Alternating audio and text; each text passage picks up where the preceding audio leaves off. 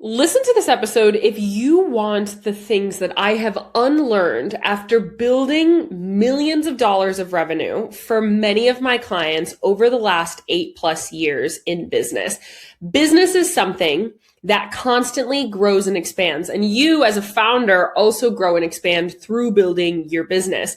And I have a list of 10 things that I stopped doing after building multiple $1 million for other businesses through my business, as well as growing my business and being just so involved in some of the most emerging brands, breakout brands of 2026 and the past 8+ years. When you're first building a business, you have a lot of knowledge of whatever it is that you're building, whether that is a service or a product or whatever it is that you're building. You do have some knowledge around that industry. However, the actual case of building a business can be something that you have to learn over time. And, whether that's what should I do to make more money or how do I actually grow? What should I post? How should I feel about this? The longer I've been in business, and the more that I have been connected to very successful people, the more that I've realized that becoming a better founder is just as much of figuring out what you need to stop doing, stop believing, and start thinking is actually about. After building millions in businesses across different categories, working alongside of hundreds of founders, and seeing businesses at so many different stages, there are things I used to believe about business that I simply don't do anymore, that I have either outgrown or that I have realized were actually holding me back. Some of these things I had to unlearn the hard way. Some of the things I learned through data. Some of them learned through watching other founders make decisions and mistakes.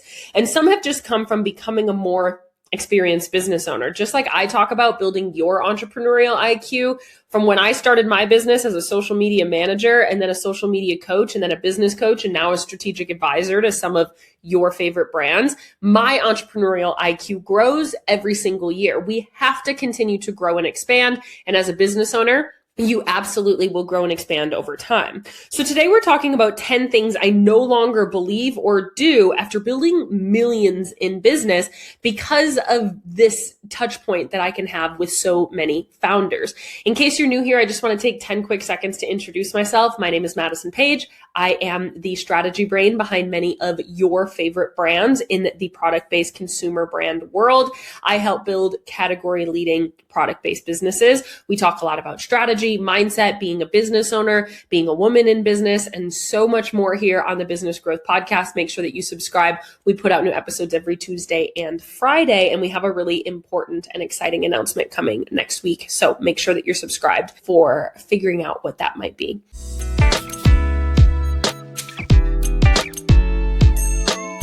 First things first, we're basically going to go down this list of 10 and we're going to really just talk about what you either have to know or unlearn. And I really want to bring this over to you because I don't want you to have to wait years to be able to figure some of these things out. First things first is I don't put emotion around quote unquote failures. Failures are not failures. They're simply data. I see many of my most successful business owners, and it's something that I have done over time, is a no is not a failure. Is a launch that didn't perform as well as the last one is not a failure. A post that totally flops is not a failure. What it is it's actually data. It's not this didn't work or that I'm bad for this. What it is what did this teach us? Why didn't it work? What assumptions did we make? What problems did we not foresee happening? And what red flags did we have that we just missed? So A, we don't repeat the same mistakes, and B, we can still fix it a lot of times, or C, we learn from it and we can change. So I don't actually find a post that flops is a big deal. I don't find a launch that fails a big deal. And I don't take it as a personal attack anymore. And my most successful clients don't do this either. They're like, you know what? We didn't sell as much inventory. I wonder why. Let's go and try to figure it out. Let's try to look at the data. Let's try to see maybe in consumer behavior, why would people not want this? Are people sick of it? Let's try something new. So it's not necessarily that it's something that you should feel emotion around. It's something that you should use as evidence and use as data and use as something to teach. Failure isn't like a personal identity. It's information around what you should do moving forward. I don't think anything is a failure. I don't think anything in business is a failure. It either worked or it didn't. We have to figure out why it didn't work. So many people come to me and they have these oh, well, this failed. My launches are going poorly. My meta ads are doing bad. It doesn't mean that you're a failure. It doesn't mean you should have any personal emotion around it. It has nothing to do with you. Very few things in business are a personal attack. What does it say that we have to do moving forward? Number 2 is actually a really big one because people think that like our intuition, especially as women, is super incredibly strong, which it totally is.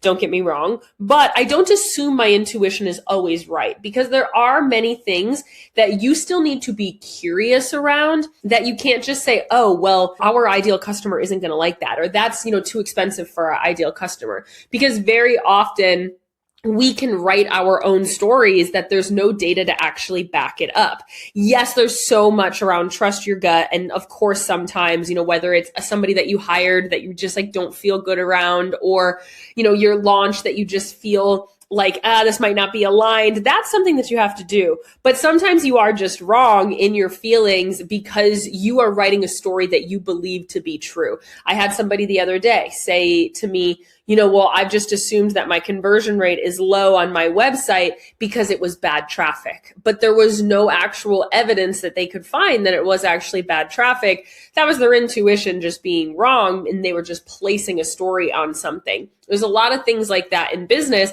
that we always want to validate based on data. Now, of course, again, there's some instances that it's like, what, my gut is telling me we should go for this. And sometimes you have to do that. But you do always want to back some things up. You want to be curious. The best founders that I know are incredibly curious. They're always testing and they're always asking questions of, maybe I'm wrong here. Maybe we need to test it. Maybe we need to have data that actually validates this claim. Maybe we're just thinking that this is our ideal customer and these people wouldn't want it. How do we really get around that? So yes, your intuition is incredibly strong. Sometimes it's wild how strong our intuition is, but we also have to understand when it's a story that we are placing on it that isn't actually validated, that we haven't actually found any evidence around when it comes to making decisions. Number 3 is I don't think my mindset is separate from my business growth. I know now for a very long time, I was strategy only. If you've been here a while, that I am a strategy brain. I said it at the beginning, I'm a strategy brain. I come in and I bring a lot of strategy places. And so when I had a problem, I would think that every single problem that I had in business is a problem that we could out strategize. Same thing as with my clients, is I would just try to strategize themselves out of every problem. But very often it was actually the founder or myself holding myself back because it was actually a mindset block that was making us not take action towards something, making us hold ourselves back from actually taking that action, was basically making it look like there was a strategy issue. The mindset growth that we have as a founder is not actually separate from our business growth, because your mindset growth helps you take bolder action, step over fears, make decisions, spend money better, have uncomfortable conversations, delegate, and actually feel confident with sending things fully, let go of that control, handle criticism, deal with uncertainty, figure out how to take rejection more often. All of those things are mission critical to the growth of your business. And if you get rejected once and then you say, you know what, I'm never going to do that again, that is actually a mindset problem. It's not a strategy problem, because all of this is part of business. Mindset growth is part of business. Learning how to grow and learning how to scale is also part of business. And you need to be able to move and adapt through that element of your business. Your personal growth is directly related to your business growth. I have seen it many times when I talk to a mindset professional, when I talk to a mindset coach or a therapist or whatever. It also helps propel me on a business sense. So I think of mindset work and strategy work both very specific around how do I actually grow my business? What do I need to unlearn? Who do I need to become in order to make that make sense? You can have the perfect strategy sitting in front of you, but if you are too scared to execute it, the strategy doesn't matter. I always give the explanation that I could give the playbook of the Seattle Seahawks, who won the Super Bowl last year, to a high school football team. That doesn't mean that those high school football players are the person to actually execute that and win the Super Bowl. You don't just need the playbook. You also need the player that is ready to actually become that person. And that's an exact same metaphor for mindset work. You need to become the person. You need to take the right actions. You need to grow into being that proper person. Number 4 is I don't focus solely on vanity metrics. Sure, followers are nice, views are nice, likes are nice, going viral is nice. Honestly, I never really did this, but it's something that I do really want to say. What the best people do out there is they understand the metrics that actually matter for the outcome of what they're looking at. So a lot of times I see people say, well, this post flopped because it only got X amount of views. And I say, yeah, but it got 200 website clicks. That is not a flop. That just tells me that it made people buy. It didn't make people watch it 100 times, or it didn't make people like it. It made people actually go to your website and it activated them. If you're only so stuck on these vanity metrics and not actually understanding what conversion metrics matter, you're going to just be seeking validation in a world that is not actually going to lead to your ultimate goal, which is sales, which is business growth. And so, yes, I care more about your website sessions and the conversion rate that it led to, your email subscribers and the click rate and the ad impressions to the actual customer acquisition, or the customers and the repeat purchases. I don't care about your views and your followers and all of that. How are things working, and is there enough to actually build a business that makes sense? Vanity metrics tell me whether people are paying attention and whether you have eyes. They're not telling me what's actually working to create conversions. Conversion metrics tell me whether the business is actually working and we're actually getting you to the ultimate outcome, which at the end of the day is business and sales growth. You can have 1 million views and actually sell nothing, or you can have 10,000 incredibly aligned community members and build an incredible business. Don't confuse visibility with performance or these vanity metrics with actually growing companies. I have businesses that are making multiple 6 figures with 2,500 followers on Instagram. That doesn't mean anything. I have clients that literally have 500 followers on Instagram and they made $500,000 last year. You can't just take the followers or the likes, the views. I have people that are getting 2 likes when they post on Instagram, but yet they have a $600,000 company. It doesn't ultimately mean what your business is. We want to find something that works, and what are your conversion metrics, and how does that actually go from there? So don't worry so much about those vanity metrics. You have to know what data to actually look at to see what your conversion metrics are. That is actually what matters. And you're understanding that every piece of marketing has a different outcome. I don't care what you are posting and how many views it gets. If the ultimate goal is not views, it doesn't matter as long as the ultimate goal is actually being met. Number 5 is I don't assume more revenue means that you're actually doing better, because I have had clients that have tripled their sales, but their business is floundering behind the scenes, and that they've actually absolutely crushed their profit and they're actually losing money on every sale. We glorify revenue in entrepreneurship. I built this $1 million business, or I have a $5 million brand, or we doubled our revenue. But what happened underneath that? How does the business feel? How is it running? What is your profit? What are your margins? What exactly did you grow last year as the expense of that revenue growth? I'm much more worried about the quality of that revenue. What is the profit? What is the cash flow? What are your margins? What are your repeat purchases? What are your operational complexity? How are you feeling around your business? How much time did you have to work? What is the sustainability of the current business that you have? And yes, your revenue does matter, but revenue by itself does not tell me whether you have a healthy business. I have seen many businesses that are making $5-10 million and are barely profiting, and they're absolutely floundering behind the scenes. You also have to think about all these companies that are making multiple hundreds of millions of dollars, and then they file bankruptcy. It's because it's not quality revenue, and their business at the end of the day isn't actually healthy. So just because you have a massive revenue doesn't actually mean that you have a very healthy company. In order to actually look at your business growth, I'm looking at overall sustainability and longevity of your brand. Look at Spirit Airlines. Their revenue was probably still $1 billion, or at least multiple $100 million a year.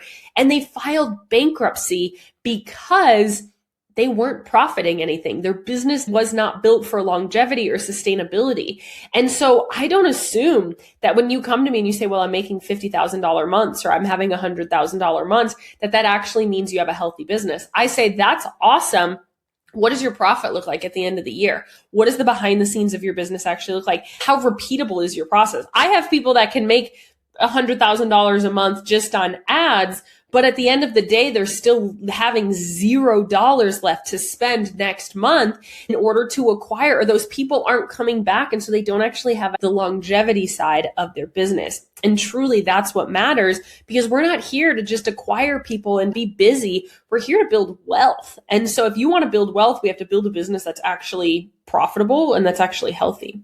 If it's okay, I'm going to interrupt this podcast for 30 quick seconds to let you know about the Founders Cafe. It is my completely free podcast community where you can gain access to bonus resources, gain access to me and free coaching calls, as well as build a network of other business owners just like yourself. Business ownership is a lonely game, and we might as well build community, build a network, and have a space to collaborate. We can bring this conversation and all the other conversations we have on this podcast over into this free podcast community and make this a two-way street. I would love to answer your questions there, connect with you, see you on our next free coaching call. Click the link in the show notes and you'll find the link there.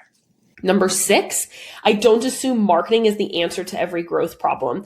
Sales are down. What's your immediate response right now? Is it we need to post more? Is it we need to run more ads? Is it we got to send more emails? That stuff is not actually what oftentimes is going to bring you more sales.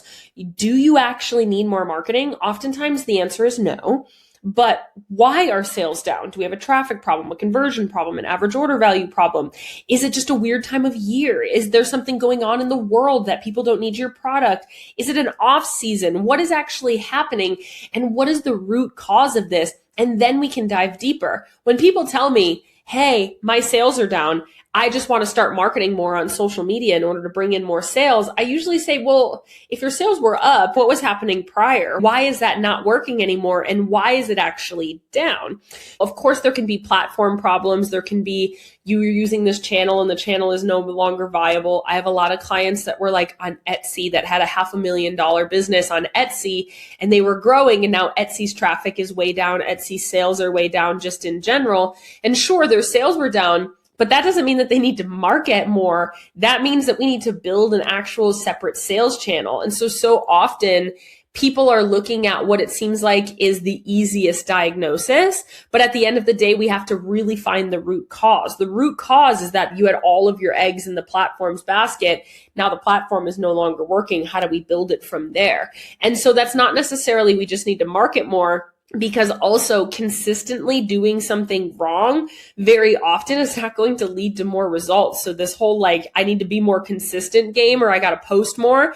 If you were already posting and it wasn't leading you to direct to consumer sales, or it wasn't leading you to growth, doesn't mean doing it more often is actually going to make it work for you. Finally, you have to consistently do the right things. And so doing more of something that's not working is just going to run yourself ragged. You don't need more marketing. We need to identify what is actually preventing this business from growing, and how can we build that out in a way that actually makes sense, because odds are it's probably not just marketing alone. Number 7, I think is really important for us to talk about, is I don't take every opportunity to make money. And again, honestly, this is something that I haven't done for a long time, but I do think it's really important. And it's something that I see from the most successful business owners, is that they understand that money will come. They have a money mindset that is around money will come to me. Money will come to me eventually, and I'm positive of it, but it doesn't mean that every way that you are offered to take money is actually worth it.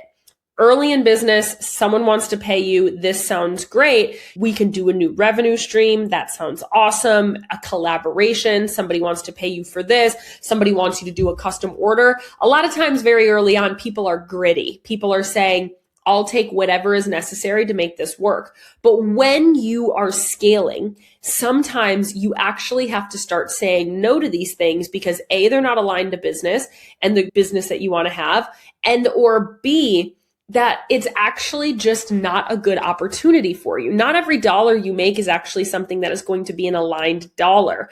There might be a season where it makes sense if you're being gritty and you're saying, I want to make whatever money I can. But when you are scaling and you're trying to build a brand, understanding that not every dollar is actually worth it. I have turned down, oh my gosh, probably $100,000 worth of sales over the last 8 years, whether it be a client that wasn't aligned, an industry that I didn't feel comfortable with, or an opportunity that just wasn't aligned to my brand. I get an email probably every week of somebody wanting to sponsor the podcast. I have never had a sponsor on this podcast because it just never felt right. It just wasn't worth it.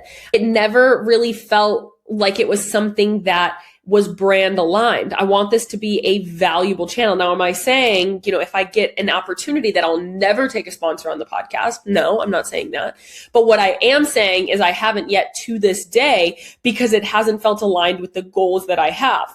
Again, I've turned down, I don't know, tens of thousands of dollars of sponsorship opportunities on the podcast because it just wasn't the direction that I wanted my business to go. It just wasn't how I wanted the podcast to be. Again, I'm not against it, but it just means as of now, those were opportunities that just didn't align for my goals of my business. And I know turning down money almost always means that money will come back in a different way. Very often, if I have a client that comes to me and they're willing to pay me whatever, $40,000 on a contract to help them, that sounds awesome. I could take that. However, if they are going to be a pain and they're going to, really take a lot of my energy, or it's an industry that just doesn't feel super aligned, I'm going to be doing myself a disservice. And very often when I say no to an opportunity, a better opportunity comes almost immediately. So you have to be able to understand, is this the kind of business I actually want to own? Is this going to help my brand? Everything you're doing is usually either adding to or taking away from the brand that you are building. So you have to take those opportunities with a grain of salt all the time.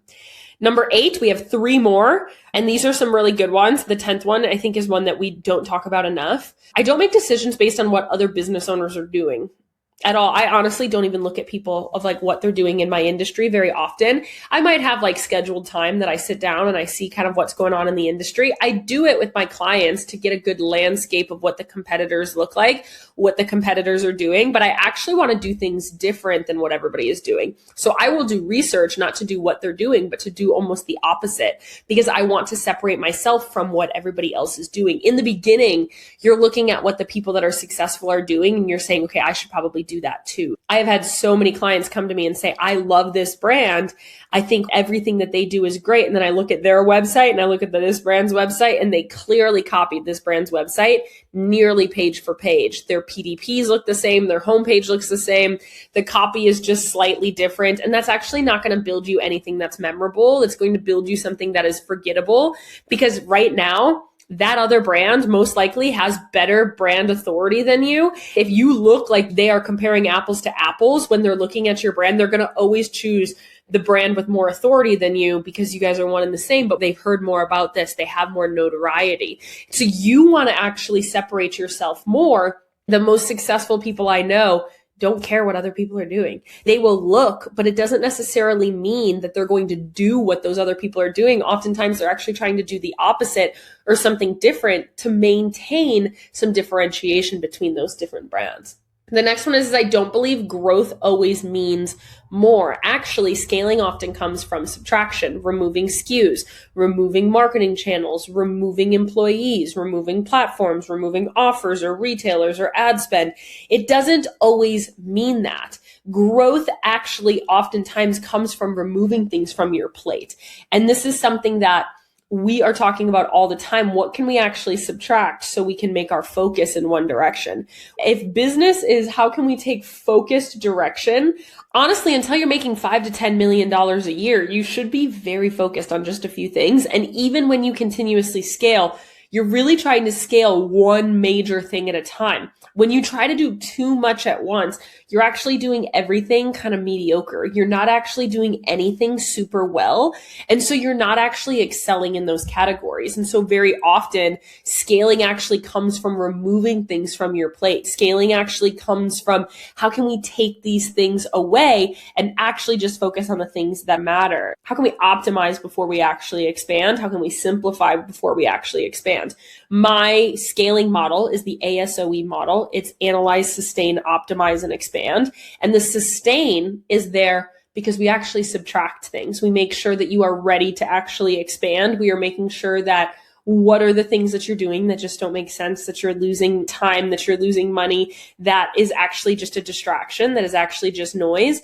And the most successful people in my life, whether it be my clients, my friends, my colleagues, whatever, people that are making the most amount of money know how to focus on like 1 to 3 things really well and not overcomplicate the growth. It's not about more. It's not about adding a new platform. Oftentimes it's about doubling down on that platform that's already kind of working for you. Last but not least is a conversation that I have been trying to bring to this podcast more often, and it's a conversation about money. It's a conversation about investing into your business, and it's a conversation around what the money mindset is that you need as a business owner. Number 10 is that I don't treat business finances like my personal finances. This was a big financial mindset shift for me. In our personal finances, we're taught to save more, spend less, cut expenses, protect your money, stay out of debt. And those aren't bad principles. My dad's a financial advisor, if you don't know that. And so I grew up a lot talking around money and investment. So I always knew investments were important, but I'm also a saver. I'm from the Midwest. I'm not somebody that buys lavish things in my life. I like nice things. I have money to spend on things, but honestly, I'm just not a big spender. I never really have been. But in business, I brought that mindset into business, and I was trying to run my business cheap because I'm just not a spender. And I would say, how can I get the cheapest brand photographer? How can I get the cheapest software? This software is $50 a month. It doesn't really quite make sense. The goal of a business isn't to spend as little money as humanly possible. The goal of a business is investment, not just expenses. Yes, there are investments in your personal life. And now my money mindset has grown so much that a personal expense that is actually an investment to me would be somebody that comes in and cleans my home, somebody that comes in and does my laundry for me, or a meal service or something like that, because it actually saves me time. That is an investment for me to be able to do something else that I really want to do. Even in hobbies, if I invest into a hobby, it's something that I know is going to fill my cup to make me a better business owner. So this has changed how I spend money personally as well. I'm still a saver. I still don't really buy much, but in business, I spend a lot more money than I do in my personal life. What is that expense actually creating in my business? What is it that I can actually hire one more person and I don't have to do, even though that expense is going to cost me something? What is the ROI? What am I getting back? Expenses and waste are two totally different things. I absolutely want to eliminate waste even in my business. If I'm not using a software, I remove it. I unsubscribe and I don't spend on it. If I am not utilizing something, I don't need it as an actual expense. But an expense and waste are two different things. Really more so, an investment and waste are two different things. I absolutely eliminate the waste. Software nobody's using, an agency producing nothing, an employee that's not doing enough work, inventory that isn't moving, marketing with no measurable return. Those are problems. Those are waste. And that's something that we need to address. But investment creates revenue, capacity, efficiency, retention, margin, profitability, infrastructure, long-term value. And that is what business expenses are. So yes, in your personal life, you don't want to overspend. If I was spending on designer bags and luxury vehicles, and there's nothing wrong with using your money that way, it's just not how I use my money in my personal life. But in my professional life, I understand that how I spend my business money looks very different than how I spend my personal money. How I spend my business money is I'm looking at, okay, I can buy this, and what is the actual financial investment here that I am getting? What is the return that I'm getting? So as a good example to you, we moved into this house in October. It is August when I'm filming this, and I really haven't decorated every room. I'm trying to buy slow, trying to buy intentionally. So I actually really enjoy the furniture that I have. But I first bought stuff for my office in my house to allow for me to record this podcast, allow for me to have a designated space to work. But right now I have just a random collage taped on a wall, and it looks a little cheap, frankly. It just looks like a little thrown together. It looks good from this angle,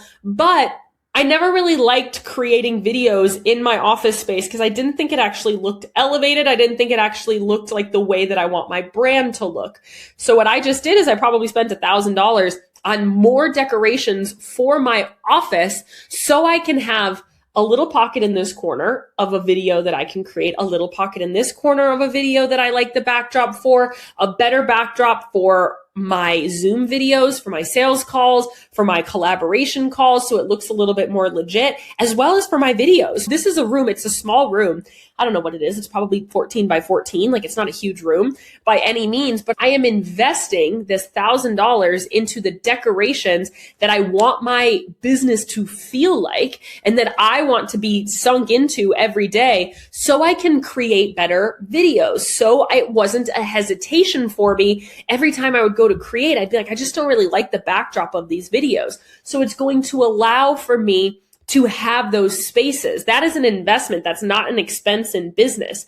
I found a lot of things on Facebook Marketplace for the rest of my home, but for this, I wanted it to have a very specific image. I needed it now, and I wanted to invest in those pieces. So I could talk about this all day long, but your personal finances and your professional finances should be handled differently. Yes, you want to save. Yes, you want to invest. Yes, we want to save for retirement, but you have to understand that business takes money to make money. You have to understand that spending $1,000 on something that's going to bring you tens of thousands of dollars back. I know that if I spent $1,000, let's say I spent $1,000 on this furniture, and let's say that my close rate on my sales calls goes up by even 10%, that is going to pay for itself in hundreds of thousands of dollars over the next few years. There is an investment there. Now, of course, you can argue investments everywhere else, but what the major takeaway here is that you have to understand that if you're a saver in your real life, doing things cheap in your business oftentimes leads to cheap results in your packaging, in your customer service, in your hiring. Don't just hire the cheapest person you can get. Hire the person that's going to make the biggest difference in your business, even if it's an extra $5, $10 an hour, even if it's more money than what you were thinking that you were going to spend on something, the photographer, whatever. If you're going to love it and if it's going to create the brand that you really want, it's worth the money. This is one of the biggest things that I have found is that the most successful people know how to spend their money and they know how to do it well. And they know how to make their money make more money for them. Again, it takes money to make money, and successful people really know that. I just want to say here that you don't just learn more, you actually unlearn more as your business grows. And I think you're starting a business, you assume that becoming a more successful founder is about actually just accumulating knowledge, but it's actually about what are the stories that we're telling ourselves that are wrong? What are the stories that we're telling ourselves that we can actually flip on its head? What are the things that we're doing that we actually no longer believe? And I always want to bring you insight that I am finding, that I am seeing, themes that I see out there, because I get the honor and the privilege to be in rooms with very successful people all the time. And I know so many of you are growing your brands, and this is something to really look at. So I don't just want to look at revenue or marketing or whatever. We actually have to unlearn some of these thoughts. We have to catch ourselves in the moment of saying, this actually is something that might not actually make sense. So there's more as I scale. It's actually changing the way that I feel around business and that I feel around life, or that I feel around my execution, that actually makes the biggest change at this point. I hope that this was fun for you. I hope that you liked these 10 things. We can kind of go over them quick, a rapid fire. I don't put emotion around failures. I don't assume my intuition is always right. I actually get curious. I don't think my mindset is separate from my business growth. I don't focus solely on vanity metrics. I don't assume more revenue means that my business is actually healthier. I don't assume marketing is the answer to every growth problem. I don't take every opportunity to make money, even if it's offered to me. I don't make decisions based on what other businesses are doing. I don't believe growth always means more, and I don't treat business finances like my personal finances. I would love to hear which one of these was a big eye-opening moment for you. Please feel free to reach out to me on Instagram at This Is Madison Page. Would love to hear from you. We have a big announcement coming here next week. I'm excited to share it with you. And so make sure that you're subscribed. We put out new videos every Tuesday and Friday, and I'm excited to bring that new episode over to you. I hope you have a lovely day. I love you. I'm rooting for you. I'm in your corner always, and I will see you in the next episode.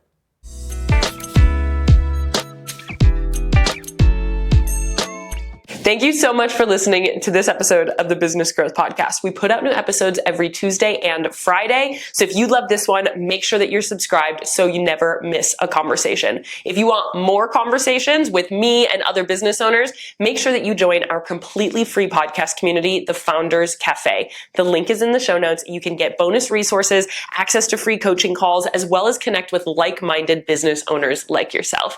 Make sure that you rate and review the podcast 5 stars, share it with a friend to keep those conversations moving, and come back every Tuesday and Friday. I'll see you there.